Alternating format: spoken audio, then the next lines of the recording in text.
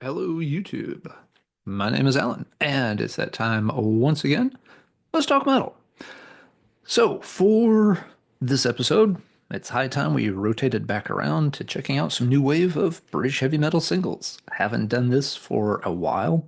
There is no grand master plan or schedule for this channel. I just kind of cover whatever I'm interested in covering at the time, and so it jumps around a lot. But yeah, you look back through the video list and you realize, like, wow, it's been several months since I dug into the boxes of dusty old obscure singles and featured a few bands, so I think it's long overdue. For this episode, the ones I'm going to be featuring have a common theme in my collection. Not really another other way, other than that, I like them, but they're all ones that have picture sleeves where I don't have the right picture sleeve. So I'll explain as we go along. Our first contestant for this episode is the band High Treason. They made this one single called Saturday Night Special back in 1980 on the Burlington label. We'll go ahead and play a clip before I talk about, issues with picture sleeves and such in any detail. So yeah, we'll check out a clip from Saturday Night Special. Let's see, I had this booted up, but of course something didn't work right, so there may be a sound clip here. We'll get that out of the way and get this ready to roll in just a second. But yeah, that's one issue with doing these videos on singles and stuff. It takes a little longer to pull up all the right sound clips and stuff. And as usual, I'll just be jumping, straight into part of the song here. If the intro proves to be a little too long, we'll skip ahead because I want to give you a decent idea of what the thing actually sounds like. All right, got that little glitch fixed. So let's check out a little bit of High Treason. This will be the track, Saturday Night Special.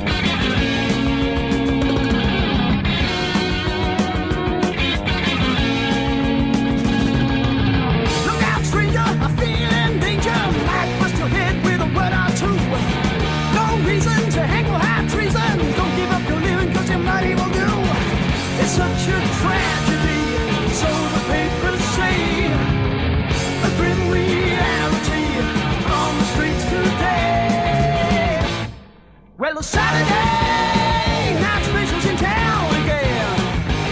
I said the Saturday night specials in town again. Don't want to see your faces, don't want to take your places anymore. All right, so yeah, there you go. Really cool, energetic song. Has a good kick to it. The flip side, Waste My Love, is a little more laid back. It's still a pretty decent track, but Saturday Night Special is the banger out of the two. Only thing the band did for a long time, but they did come back years later and got to release some additional material in the 2000s.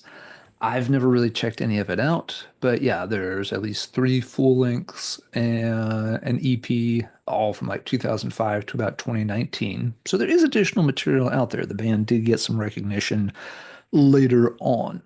But this single is really their only thing from back in the day. Now, the single's a relatively rare one, but especially rare are copies that have the picture sleeve with it, which, very distinctive with the picture of the noose on it. I don't think this is an original picture sleeve. And to be very clear, when I bought it from another collector, they said up front, like, I don't know if this is an original sleeve or not. I'm going to price it to you assuming it's not. And that was fine. It's like, okay, that's a good price for it. Even if it is, just a later photocopied sleeve, I'm still okay paying that price, to have the record. I've shown it to some other collectors, and they're kind of Not sure either. I've had some folks that own an original copy say, yeah, I think that is original. One thing that's always still bothered me a little bit is that the areas in black, it's kind of a slightly faded black. It's a little bit grayish, and it seems like that should probably be a little bit darker. But as a copy, it's pretty good. It's not blurry, it's not pixelated or anything. Another thing that always made me kind of suspicious was you can kind of tell that it's just sort of wrapped around, pasted onto, a regular sleeve. You can kind of see like the regular paper sleeve, sticking out from that edge. So at first I thought, oh yeah, that's probably, I did give away that they just, photocopied this and slapped it onto a regular sleeve. If you look inside, which is a little hard to do, but yeah, you can tell that it's just like a normal 7-inch sleeve with a big hole cut out for the center label there. But again, a collector who has a copy of it has told me like, no, that's how they did them. It was just a real simple wraparound kind of affair and glued onto a regular sleeve. I'm like, oh, okay. So if somebody did just make a photocopy, they did kind of go out of their way to make it look a little bit more like an original. But like I said, there's just something about the way the black shows up as a little bit more of a flat grayish color that makes me wonder and suspect this is probably a photocopy. But again, I when I bought it, it was understood that this may or may not be an original, and the price I paid for it, that was okay. Yeah, it was priced appropriately. I was happy with that price. It would be cool to get some clarity on that sometime. So yeah, if anybody watching this has an original and they can say like, "Oh yeah, mine looks exactly like that," you're fine. Or if you could say, "Yeah, my original, the black is much darker. Yours is too light. That's a photocopy." It would be nice, yeah, to have a few more folks weigh in on that. Regardless, a really good single, an early one on the scene from 1980. Doesn't get talked about, as much as some of those other early new wave of British heavy metal singles. The band did get one track included on the New Wave of British Heavy Metal Volume 2 compilation. Volumes 1, 2, and 3 of this mostly featured pretty relatively easy to find stuff. But yeah, it's track 15 on volume 2 is Saturday Night Special. It was an example of one of the rarer things that cropped up on the first few volumes of that series. And again, I'm just not familiar with the material from the 2000s. If folks are familiar with it and it's really good, yeah, leave a comment below. Hey, if it's really bad, leave a comment too so that folks know not to waste their time or money tracking it down if it was really just some kind of disaster. All right, entry number 2. This one's got a more unusual picture sleeve. It's a band called Baseline, and the lead track is for the A side is called Suspended Animation. It's a weird looking picture sleeve at first.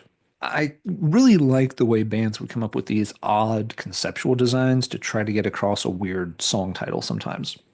The fact that, okay, this guy is, kind of, suspended in these weird wires, or maybe it's supposed to be some kind of big crystal thing, as an example of suspended animation. Because how do you represent that when your art budget is like, £3 and you're trying to get across the concept of suspended animation? I think a lot of these bands came up with clever designs for those kind of things. Before we talk about this single in more detail, let's see what suspended animation sounds like. This one's going to sound a little different, so let's see what it's like. And again, if the intro is too long, I'll skip ahead into the middle of the track.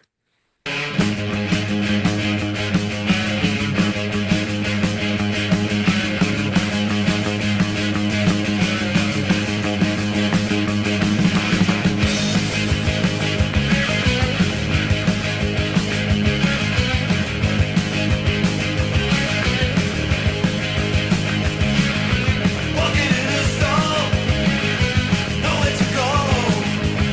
I like to sit with the radio.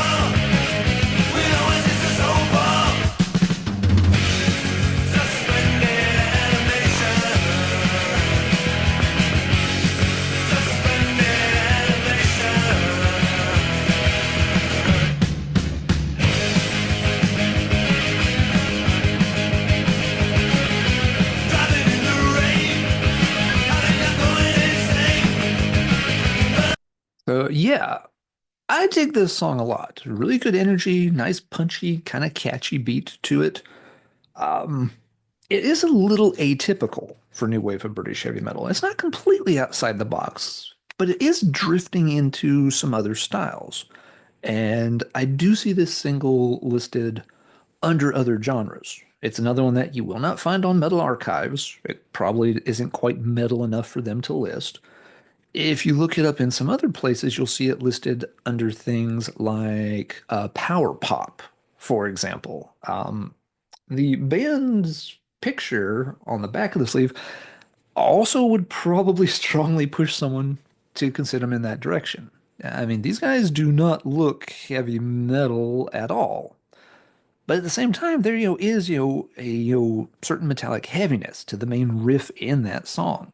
So it's kind of maybe straddling the line a little bit there between heavy metal and something like the power pop style that was a thing for a while in the early 80s. Regardless, both tracks on here are pretty good. It's another single that's kind of rare, and you don't see it with the picture sleeve very often at all. But this is not an original picture sleeve either. This one, it's a nice copy of it, but something that kind of gives it away. It's a little different than the High Treason one. With the High Treason, it seems like a lot of the dark areas are maybe a little too faded looking. Whereas on this one, the band photo is noticeably kind of dark in print. And that's usually one of the best ways to spot photocopied sleeves.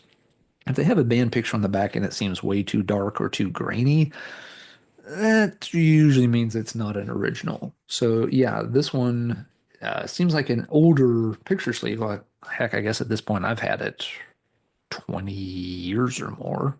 It's just strange. But yeah, I mean, once again, it was sold with the understanding that, yep, this is just a photocopy of the sleeve. It's not an original. And yeah, the darkness of the print on the back kind of gives that away. Baseline did not record anything else to my knowledge. Again, a little bit of a hard band to find info on. Discogs just has this one thing entered. Never really seen anyone talk about them much. There is a short entry about the band in Malcolm Macmillan's New Wave of British Heavy Metal Encyclopedia, which pretty much says everything I just said. Yeah, there's not a whole lot else that seems to be known about the band. Backing up for just a second, something else I should have mentioned about High Treason. Even though this was their only single they released back in the day, they did have a couple of tracks appear on a compilation album called the Quest Tapes. And I've heard those tracks, and they're decent too. They're slightly different in style, but still not bad. The Quest Tapes is kind of a rare comp, so did mean to mention that with High Treason. But yeah, don't let the weird picture on the baseline picture sleeve throw you off, or the band picture throw you off. They definitely do not look like a heavy metal band, but it's actually a really, really cool single.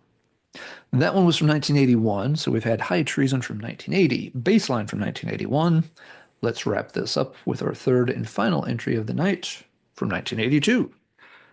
This is a band called Salem.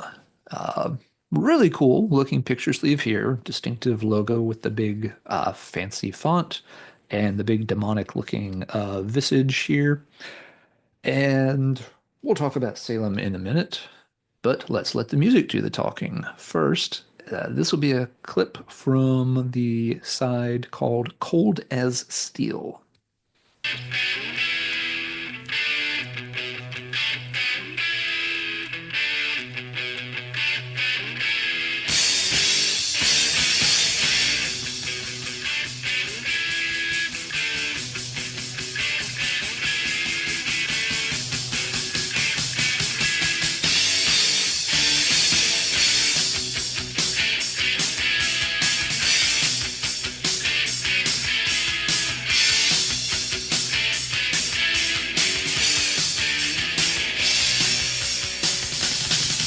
At the end of the day, I know just what to say. I know my conscience is clear. I know that I'm wrong, and I know that I'm right. And I've got nothing to fear. I know what I am, and I don't give a damn. Whatever anybody says, you know that it's true. Whatever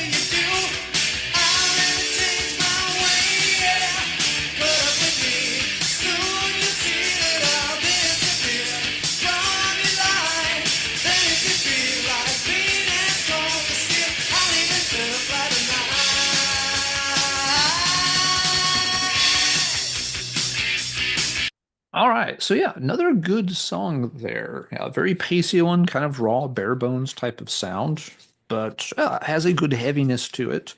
The flip side, to Eternity, also similar style, maybe slightly more upbeat, but yeah, both tracks are in a pretty similar style. Some history on Salem. Several of the members here had previously been in the band called Ethel the Frog. Yes, you heard that right. There was a band called Ethel the Frog. A lot of heavy metal fans know them simply because the name is so freaking weird.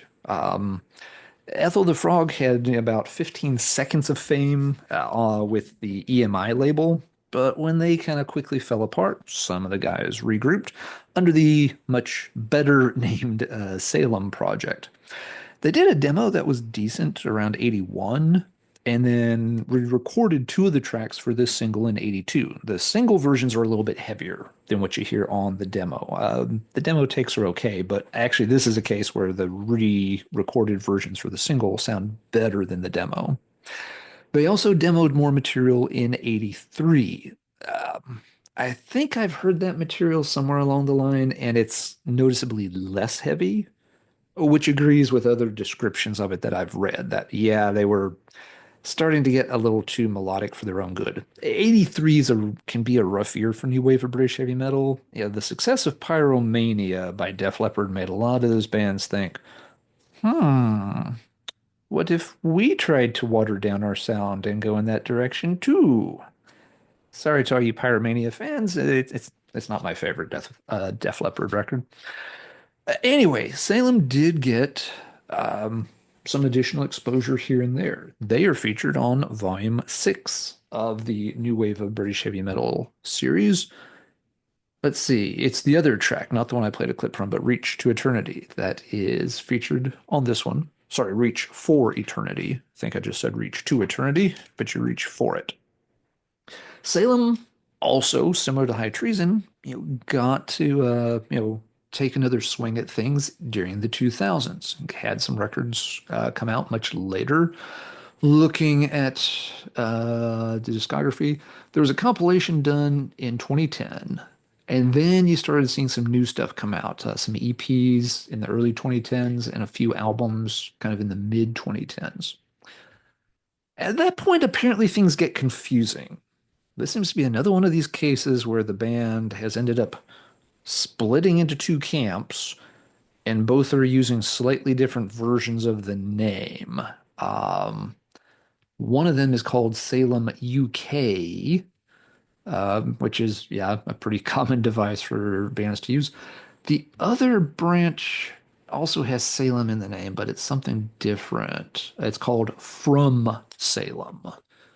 So first there was Salem, then there are some guys who are from Salem, yeah, and then there are some guys who are Salem, UK. I'm always amazed and kind of saddened by how many bands this seems to happen to. We famously have had it happen with, Venom in recent years, Batushka from, black metal circles. And, here's another one where, yep, you just creative differences or whatever. At least in this case, both camps came up with, their own unique names rather than like, okay, one group's carrying on with just the name Venom and the other is now Venom Incorporated. Um, Still, it always makes for a little bit of a confusing discography. Nevertheless, about that picture sleeve, this is not an original copy. It is supposed to be this big fold out thing, like I showed while the clip was playing. Most copies of this single didn't come with a picture sleeve. They were never meant to. The big fold out sleeve with the demon and the logo, it was just made for a few copies. I'm not sure if those were ones they were sending out to labels or radio stations or something they just did for fun for friends or such.